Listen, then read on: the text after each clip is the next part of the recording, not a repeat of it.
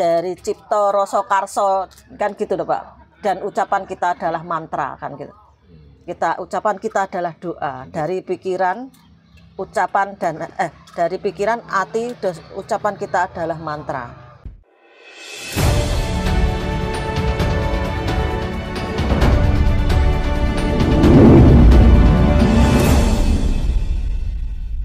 Ini Mbak ya, kalau kita belajar di Kawruh Jawa Bu ya, kalau saya teliti dari sesepuh 1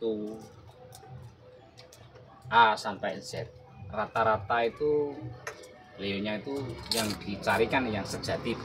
Nah, termasuk sedulur sejati yang lahir bersamaan dengan kita, yang orang Jawa menyebutnya kakang kawah di hari-hari. Nah, kalau kita sudah bisa mengenali saudara kita itu kan akan membimbing kita, akan menuntun kita menemui guru sejati kan seperti itu ya. Nah, pertanyaannya, ciri-ciri guru sejati itu apakah bisa wujud atau cuman rasa atau bagaimana menurut Ibu? Nah, guru sejati itu kan gini Pak, bukan wujud itu kan kadang-kadang kita sebagai manusia ya, kadang-kadang wujud ada yang takut. Nah, pepatah Jawa itu kan gini, ilmu sejati ini ilmu itu ono telangnya ati kan gitu. Jadi bagaimana kita memahami kan dari kemurnian diri kita. Kemurnian diri kita itu nanti kita dibimbing sendiri kok. Tapi murni manusiawi, kita tetap ada jelek. Tetap manusia, kita tetap masih banyak itu. Jadi makanya ada pembimbing itu dan ada banyak perbandingan itu karena kita sendiri manusia. Jadi kita memahaminya bagaimana. Nek sejati ini ilmu sing sejati nek telenge ati, banyak filsafat itu kan dari sini, dari cipta rasa karsa kan gitu loh Pak. Dan ucapan kita adalah mantra kan gitu. Ucapan kita adalah doa dari pikiran, ucapan dan dari pikiran, hati, ucapan kita adalah mantra. Nah, tapi nek kita manusiawi tetap ada butuh perbandingan. Manusia itu karena banyak pengaruh juga ada ego dan sebagainya. Melepas kita masih manusia, kan ngono. Sulit ya Bu Nah, ya. iya, kadang-kadang kamu kalau cek manusia, cek ilmu mandita kan, cek manusia kan. Kadang-kadang kan sebagai sering tirakat ngono kan teman-teman sing ngeling cek menungso kan.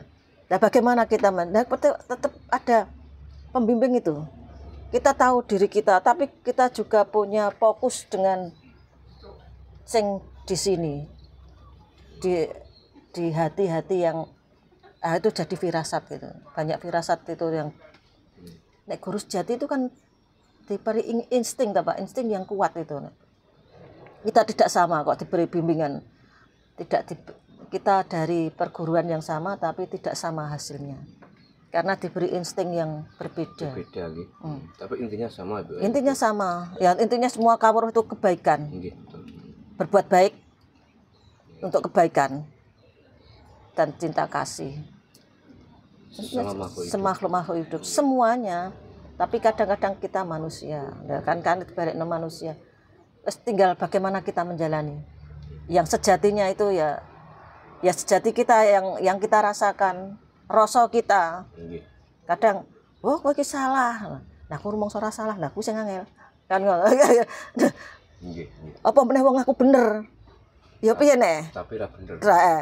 Aku bener. Dadi tinggal kita saja merasakan. Apapun pendapatmu itu pikiranmu kan gitu. Apapun pendapatmu itu pikiranmu, kadang tidak sama dengan saya. Nah, itu. Kadang ya, ada tambahan. Kok jadi tuh Mas? Yo nanti ada edit. Omongannya ora ada tambahan dari Bapak. Enggak, Pak. Ini mengenai bapakan leluhur ya Bu ya. Nggih. Jadi beliau yang pelaku spiritual biasanya kan bisa sambung dengan leluhur ya. Iya. Nah, untuk leluhur itu sendiri apakah bisa wujud atau cuman rasa? Biasanya kan oh ya katanya leluhur A, B seperti ini. Nah, kan seperti itu Bu ya. Nah, jadi kalau menurut Ibu sendiri itu sosok leluhur itu seperti apa sih Bu? Leluhur itu kan gini Pak ya. Leluhur itu tidak ya sudah mati ya tidak wujud ya, tapi kita bisa merasakan keberadaannya. Gitu. Bagaimana kita merasakan keberadaan, bahkan kadang kita bicara ya upama kita diberi kelebihan untuk bisa bicara, itu juga tidak hanya rasa yang enggak dilihatkan. Hanya kita merasakan kita merasakan energinya. Jadi gini Bu, saya pernah ngobrol dengan salah satu kiai pengasuh pesantren. Beliau juga pengasuh pesantren itu besar ya, bukan pesantren ecek-ecek ini. Beliau pernah bilang sama saya, kalau mau kalau mau ziarah ke makomnya Mbah ini ada kuncinya Mas. Seperti itu. Loh, bukan tahlilan Pak Yai, bukan, sebab ini orang Jawa. Kalau kamu tahlilan, beliau nggak suka. Lah, seperti itu Bu. Lah, itu kan Pak Kiai. Saya tanya seperti ini. Lah kok jenengan semerep kuncine? Nah, katanya Mbah yang sudah meninggal itu sering mendatangi orang tua beliau. Kan gitu. Menunjukkan kalau orang-orang ke tempat saya bacanya ini, kuncinya ini, bukan itu. Kan seperti itu. Nah, ya, itu kan Kiai. Terus saya bilang seperti ini. Pak Kiai, orang meninggal itu kan sudah meninggal, sudah di alam lain. Kalau dalam ajaran Islam kan kalau nggak di surga ya di neraka. Tapi kenapa beliaunya itu sudah meninggal kok kelamperangan dugi jenengan? Kalau gitu malah ketawa beliaunya. Nah, beliau bilang itu cukup sampean yang mengerti. Mungkin beliau sudah paham bahwa kita itu sudah paham. Kawaruh ya. Lah, menurut panjenengan Bu nggih, harusnya orang mati itu kalau menurut agama kan kalau tidak di neraka kan di surga. Lah, kenapa beliau sudah meninggal tuh masih kita bisa temui Bu? Nah, ini bagaimana pemahamannya Bu? Nah, apakah di alam sana itu ada surga atau neraka? Nah, gitu Bu. Moga Bu. Gini, kalau kita berbicara itu kan kita butuh keyakinan Pak. Iya. Kalau kita keyakinan Islam itu kan kita ada di dua alam lah. Ada neraka, ada surga, itu ya dua alam. Kita hidup berdampingan. Kalau ada di surat Ar-Rahman itu, kita bahkan semuanya ada dua-dua gitu. Tapi kan kita kalau kejawen, yang dicari itu kan urip yang mati yang sampurno lah. Jadi mati yang sempurna Bu ya. Nah, kemungkinan kan bisa dikatakan seperti ada pepatah mengatakan ya toh, muda foya-foya, tua kaya mati masuk surga Bu. Kedamaian maksudnya. Nah, karena kalau kita berbicara tentang seperti itu, kantun keyakinan nih Pak. Jadi bagaimana kita, ya karena keyakinanmu. Maka nggak bisa dijelaskan. Nah, aku bener kok, kan nggak? Wong nek muni aku bener ki angel Pak. Dadi nek wis tergantung. Jadi tergantung kita yang meyakininya ya. Nah, betul. Darah surga neraka wis yakin piye wis ngono wae. Jadi termasuk ada kata-kata muda foya-foya, tua kaya mati masuk surga, itu juga atas perjalanan keyakinannya sendiri-sendiri ya. Nah, seperti itu Bu ya. Iya. Masuk neraka. Tapi kadang-kadang sebetulnya kan katanya gini, kita itu pada hidup, ada semua agama kan mengatakan gini Pak, bahwa kita sebetulnya kita berjalan itu ke kehidupan. Wes apa narane? Kita sebetulnya saat ini kan mati gitu loh. Iya. Kita sebuah perjalanan kehidupan, padahal kita masih di perjalanan untuk ke kehidupan. Berarti kita saat ini mati. Perjalanan hidup. Kita dalam perjalanan hidup. Itu kata-kata itu pripun Kak ngoten. Sebetulnya kita akan ke mati itu hidupnya kan untuk orang-orang yang kita sadari kan ya. Hidup yang abadi. Hidup yang abadi. Nah, moksanya itu kan kita sudah lepas dari hidup sekarang. Ya, saya paham Bu. Berarti kan kalau boleh dikatakan kita itu moksa sudah terlepas dari Semua urusan dunia termasuk dendam dan sebagainya. dendam, iri, Itu. dengki ya seperti itu ya. Kalau kita sudah berdamai, mengasingkan diri, bukan mengasingkan, maksudnya mengasingkan diri itu kan berdamai pada diri sendiri, walaupun ya, kita di tempat keramaian ya Bu ya. Kalau sekarang ini kan sudah nggak ada hutan Bu. Nggak ada. Makanya seperti itu. Kalau kita berbicara lurus, karepmu kan ngoten, sak karepmu. Mergo kan kita punya keyakinan yang berbeda tentang leluhur. Ini aku ya dikanan, Bu, bawa kartu untuk lihat leluhur. Ya, guyu rak. Keyakinanmu jek keluhur wae. Niku kok digodak wae.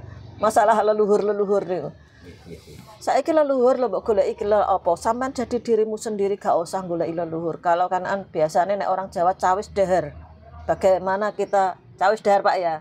Kalau malam Jumat Wage atau Jumat Wage kalau orang Jawa itu cawis kopi, katanya mau datang. Nah, itu kopi sama teh manis sama air dan pakai bunga. Itu tergantung lah semua orang itu. Nah, orang Jawa pakai seperti itu, cawis dahar untuk leluhur. Itu juga bagus ya Bu ya, soalnya kan menghormati ya. Nah, menghormati bahwa kita lahir juga dari leluhur-leluhur. Itu cawis dahar, tapi enggak harus apa namanya tahlil ke kuburan. Tapi saiki tahlil itu ziarah saiki digawe mata pencaharian. Bisnis Bu. Bisnis. Oke toh. Sudah menjadi rahasia umum itu. Kalau kita orang Jawa disalahkan, sudahlah itu nggak bisa kita yakin saja.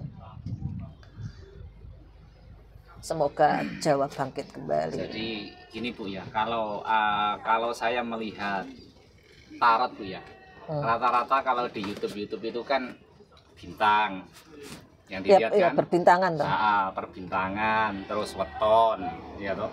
Itu kan bersifat banyak orang ya Bu ya. Iya. Ada yang cocok, ada yang nggak cocok, soalnya banyak orang. Tapi ketika seseorang ini ingin diramalkan kartu tarot secara pribadi itu lain ya Bu ya.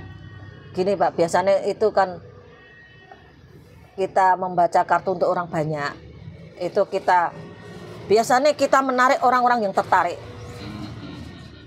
Jadi orang yang melihat itu biasanya yang tertarik itu yaitu energinya. Oh gitu ya. Kita kalau tarot itu berbicara tentang energi semesta Pak. Jadi ini kita ya begitulah cara bekerjanya kartu tarot itu. Kita memanggil, biasanya yang melihat itu kok cocok padahal saya tidak tahu lah kan gitu. Karena kita mengambil kalau kalau di scroll berarti kita tidak cocok energinya biasanya seperti itu. Jadi kita tarot itu mengambil energi semesta Pak.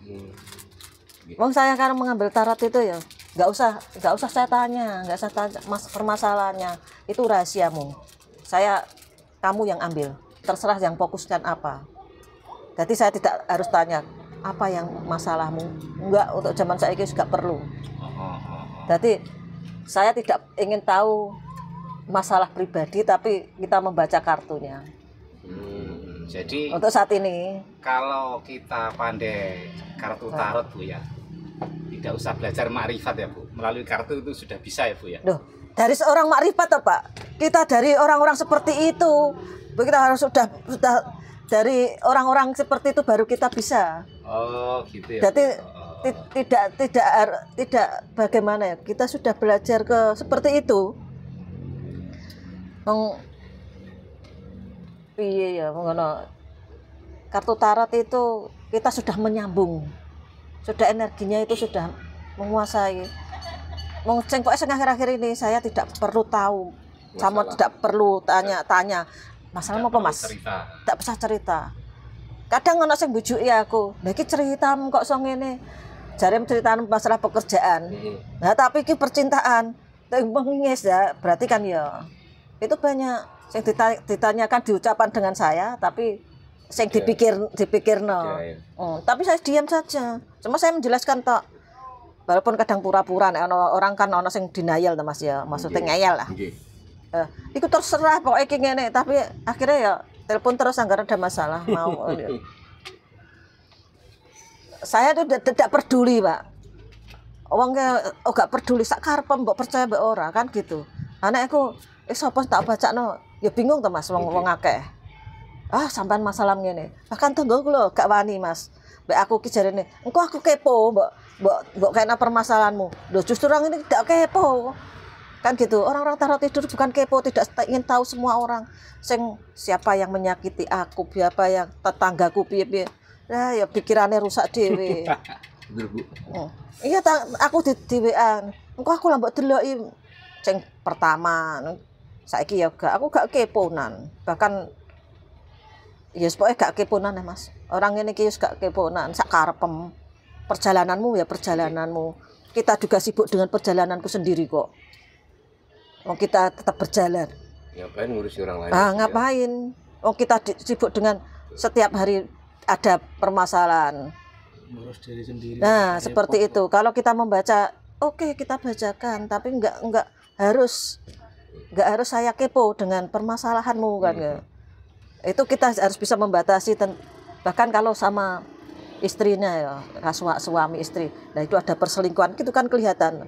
Saya diam saja. Paling engko sing lanang tak WA.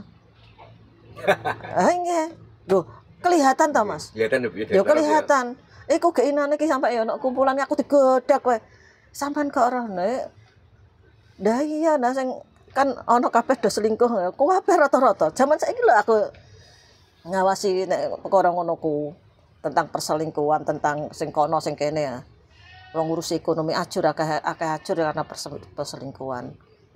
Ngono ki pertama. Kalau mau membaca tarot tuh harus tahu tahun dulu apa? Enggak usah, saya enggak usah.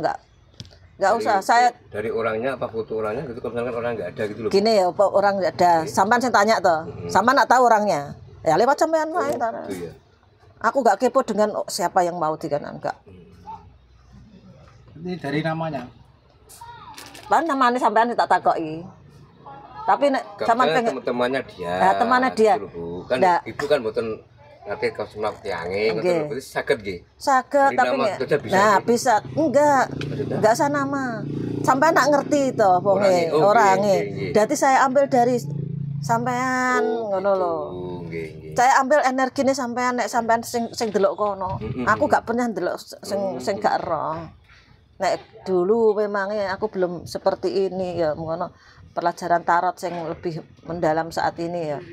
Saya butuh foto dari jauh, orang jauhnya bagaimana, lihat foto. Nah sekarang kamu tahu orangnya, tahu, udah ambil. Kayak gini, aku apa, kok orang bisnisku kok diberhentikan kena apa? Aku juga gak ngerti, ngene Pak ya, sama ngerti wong itu, sing mbok jak bisnis. Terus akhirnya diambil, lara ati wonge. Orang kenapa duit gak dikekno sampean karena sakit hati iya Bu pekorone iki ngene. Nah, kartu itu menjelaskan tak jelas iki sakit hati perkara ngene terus iya tapi ora aku koncoku. Dadi nek aku melok katut. Lho iku gak tahu penting kartunya seperti itu. Kan saged ngambil kesimpulan piyambak. Karek jenengan tanyane nopo kan ngoten. Iku saya tidak tanya tapi hatine sampean dewe. Sampean fokus dengan orang itu. Kemana tentang aku pengen tentang apa nek ngarani percintaanku, toh rumah tanggaku, toh bisnisku. Itu sampean dewe sing fokus, nanti sampean sing ambil bukan aku. Nanti tapi kalau masih rumit tetap aku sing ambil. Kan ono sing ijek ceritane rumit to Mas, gak iso dijelaskan. Engko aku sing ngambil. Jadi berbagai cara lah. Monggo Pak Wen ada tambahan buat bisnis. Terima kasih Mbak Tinggi. Salam rahayu. Rahayu. Sakob dumadi.